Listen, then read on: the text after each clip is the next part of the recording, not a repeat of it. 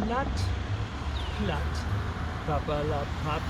Ja, lieve Lüd, ik ben kein Panflötenspeler. Nee, das bin ich nicht. Das ist eine Skulptur von Ursula Querner und ich glaube, die ist von 1961 und ist hier von der Sage obstellt worden. Ich will mal sehen, ob ich noch mehr hochkriegen kann. Jo, ich hef noch mehr gut kriegen, und zwar Ursula Querner wär ein Bildhauerin, Plastikerin und Grafikerin. Und sie hat lebt von 1921 bis 1969.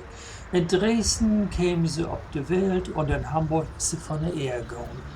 Der Bronzeplastik Panflötenspeler hat sie 1961 gemacht und es steht gegenüber von Ingang zum AKH, früher Allgemeines Krankenhaus Horburg, und de Soga hat sie köpft und obstellt.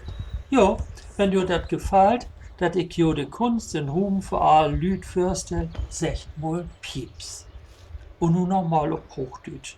Ursula Querner war eine Bildhauerin, Plastikerin und Grafikerin. Sie hat von 1921 bis 1969 gelebt. In Dresden kam sie auf die Welt und in Hamburg ist sie von ihr gegangen. Die Bronzeplastik-Panflötenspieler hat sie 1961 gemacht und sie steht gegenüber vom Eingang vom Allgemeinen Krankenhaus Harburg und die Saga hat sie gekauft und aufgestellt. Ja, wenn euch das gefällt, dass ich hier Kunst im öffentlichen Raum vorstelle, dann sagt doch mal Pieps. Dankeschön.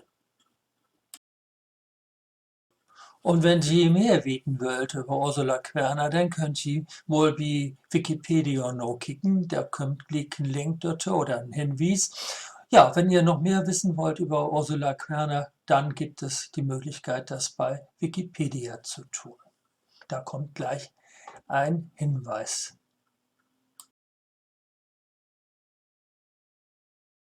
Jo, hier ist schon der Hinweis und ich wünsche schon ein schönes Weekend und mag dat go. Tschüss.